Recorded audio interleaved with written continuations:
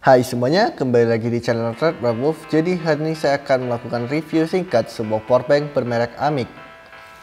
Dengan harga saya beli kisaran 300.000, powerbank ini memiliki kapasitas 20.000 mAh dan memiliki berbagai macam fitur menarik. Baiklah, sebelum saya buka powerbanknya, mari saya tunjukkan berapa fiturnya. Ada 4 fitur utama di depan, bisa kalian lihat. Yang pertama itu USB Type-C input dan output. Bisa dilihat bahwa mereka ngeklaim bisa sampai 20 watt output. Sayangnya saya tidak ada kabel Type-C ke Type-C, jadi belum tahu apakah itu benar atau tidak. Untuk output yang mereka klaim setara dengan Qualcomm Fast Charging 4 atau sejenisnya dan tidak ada masalah. Hanya saja ada sedikit keunikan ketika mengecas lebih dari satu device, yaitu powerbank akan selalu reset. Untuk bagian resetnya sendiri nanti akan saya tunjukkan mengapa, tapi itu masih curiga saja, jadi langsung saja ke fitur kedua. Fitur kedua mereka adalah low current charging mode. Nah, untuk fitur yang satu ini katanya pengecasan device kecil seperti headset maupun smartwatch.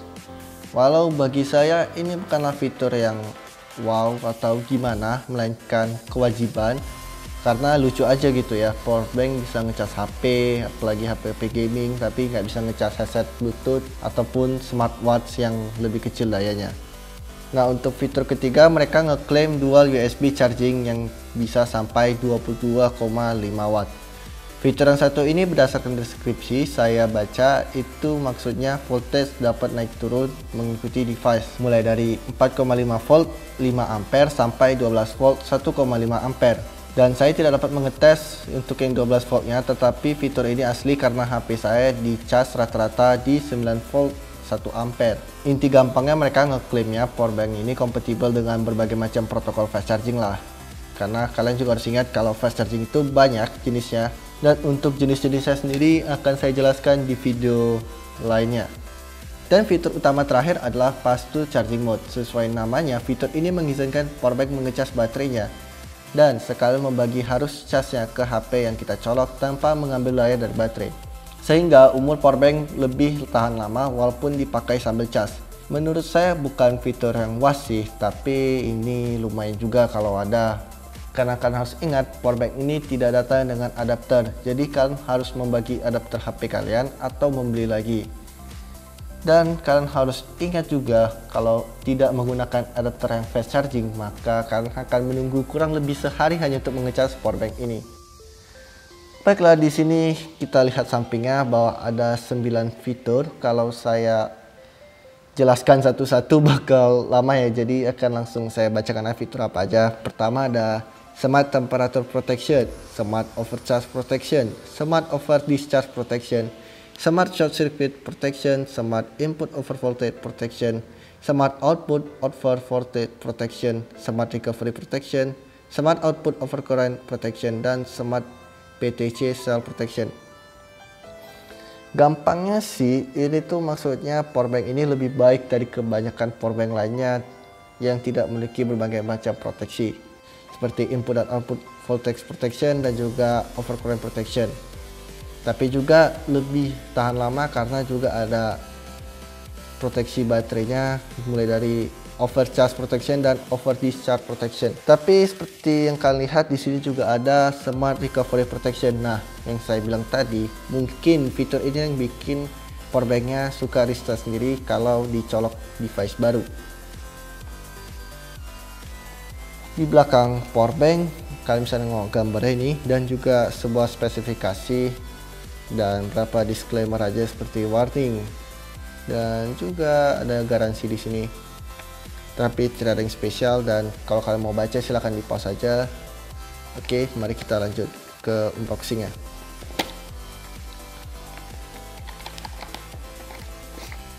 Jadi unboxingnya, kalau mungkin kalian udah pernah buka tapi langsung ngambil ininya, mungkin kalian tidak sadar kalau sebenarnya ada sedikit kotak tambahan ini.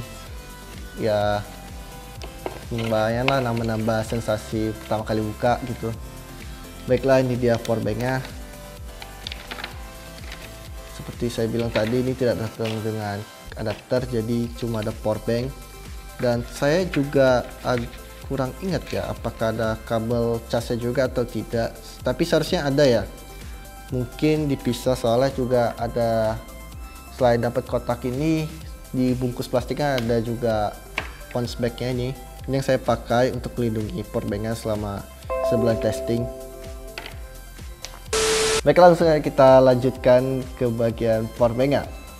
Powerbank ini sudah melewati tahap uji coba saya, yaitu selama sebulan pengetesan dan tidak ada masalah. Jadi saya bisa bilang powerbank ini real, tidak palsu ataupun memiliki kendala saat pemakaian. Kan harus ingat bahwa powerbank palsu itu sudah makin merajalela dengan harga-harga murah, dan pengalaman saya aja, saya beli powerbank toko original tapi powerbanknya palsu. Bahkan untuk ngeritan aja saya kesusahan hampir seminggu juga total semuanya, sampai uang saya kembali, mulai dari pengiriman, pembicaraan, diskusi, dan sebagainya. Sayangnya nih, diskusi tidak ada, bahkan saya juga mengikuti protokol mereka seperti harus membuat video unboxing, video testing ataupun bukti kuat, tetapi tidak ditonton buktinya. Saya ngabisi waktu itu loh, wah salah 2 hari hanya untuk ngabisi powerbanknya, terus ngecas ulang, karena saya nggak tahu, powerbanknya 10.000 mAh tapi pengecasannya itu sama dengan powerbank ini, hampir, malah kok salah lebih lama ya, 6 jam 8 jam gitu. Padahal katanya itu fast charging, tapi itu akan di video selanjutnya aja untuk menjelaskan bagaimana membedakan powerbank asli dan palsunya. Untuk kali ini kita fokus di sini aja. Intinya mah hati-hati aja kalian beli powerbank, dan pastikan setelah kalian beli dari brand terpercaya juga dites dulu sebelum diterima barangnya. Di Tokopedia kan bisa nunggu 2 hari ya, kalau nggak salah. Di Shopee juga bisa minta garansi tambahan. Jadi jangan langsung diklik OK dan jangan langsung review bintang 5 sebelum terbukti apa yang kalian review itu. Baiklah, saya akan langsung saja ke fisiknya ya. Ini mungkin tidak terlihat di kamera, tapi di bagian atas ini ada lecet, tuh bisa kalian lihat ya, ada lecet. Padahal seperti saya bilang, saya selalu pakai ini nggak pernah saya buka. Ya sekali, 2 kali atau mungkin 3 kali dikeluarkan ya, untuk sekedar dilihat atau mungkin mengecek, tapi kebanyakan mayoritasnya saya pakai seperti ini di dalam pouch bag, dan selalu saya kunci pouch bag jadi nggak pernah keluar.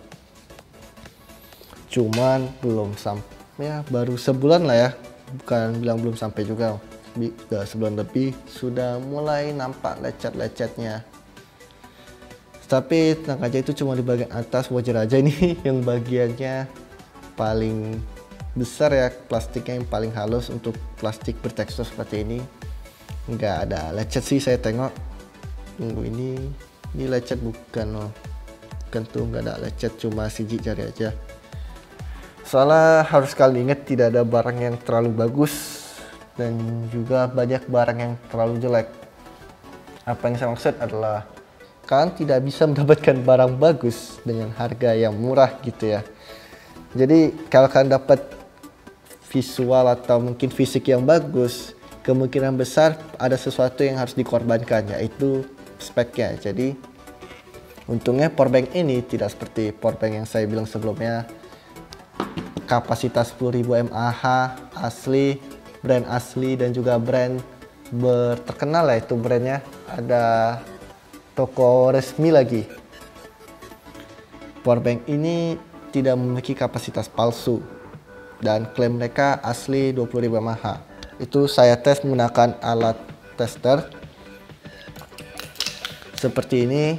Ini bisa kalian beli, kok salah cuma 20 ribuan mah ini sama ongkir. Jadi mendingan kalau kalian pengguna powerbank, belilah alat-alat seperti ini. Ini memang tidak akurat, tapi kalian bisa bikin jadi akurat. Waktu dites ini kan cuma 18.000 mAh dicas, tapi ingat ini ada 10%. Ya rasio 10%, apa itu bilangnya ya, wajar gitu, apa dibilangnya, 10% ya, intinya ada 10% kewajaran gitu, saya lupa apa namanya. Aduh, nanti akan ditaruh di gambar di video ini, bisa kalian lihat apa namanya, tapi intinya ada 10% lah, kisaran 10-15%. Dan jika kita tambah 18.000 mAh dengan 10% dari 20.000 mAh, maka kita bisa dapat 2.000 mAh, dan maka powerbank ini totalnya 20.000 mAh bukan 18. Dan ya, ini juga akan saya jelaskan alat ini di video lainnya. Untuk sekarang kembali lagi ke powerbanknya. Untuk powerbanknya sendiri murah, tetap murah, dan jika speknya tinggi maka harus ada yang dikorbankan, dan yang dikorbankan di powerbank ini adalah bahannya. Ya, seperti barang-barang lainnya yang murah, powerbank ini plastik, dan plastik tetaplah plastik. Plastik akan lecet cepat atau lambat, berbekas pasti akan makin banyak. Sudah bisa seperti yang kalian lihat, 1 bulan sudah berbekas di bagian atas, walaupun ekspektasi saya adalah 4, 5, atau 6 bulan lah. Cuma wajar aja kalau memang powerbanknya real dengan harga di bawah 300 ya. Kok asalnya 270 karena lagi promo, tapi ada tapinya nih, promo ya, seperti misalkan sekali lagi promo. Jadi hati-hati juga kalian yang pecinta promo. Saya nggak akan bilang promonya palsu, tapi jika promonya asli, saya nggak akan rekomendasikan beli powerbank ini karena harganya hampir sejuta. Dimana kalian bisa dapat powerbank dengan ya kualitas yang lebih bagus dan kapasitas yang sama, menggunakan brand juga yang lebih terkenal daripada Amic. Saya sendiri nggak kenal Amic ya, tapi memang saya nggak ke dunia powerbank, jadi wajar aja saya nggak kenal Amic. Tapi saya juga nengok banyak powerbanknya. Brandnya saya kenal seperti Xiaomi bikin powerbank, dan itu setahu saya asli powerbank Xiaomi, tergantung di mana kalian belinya. Dan harganya juga murah ya, bersaing lah untuk 20.000 mAh. Cuman karena ini sekali lagi promo, jadi cuma bisa kalian beli 270.000 aja di Tokopedia. Saya akan ngasih simbol seperti ini lagi, kalian udah mengerti lah. Oke, promonya sudah habis, jangan beli powerbank ini, tidak worth it. Kalian dapat beli powerbank yang lain dengan kapasitas yang bahkan lebih, dengan harga yang sama, dengan build quality yang lebih bagus juga.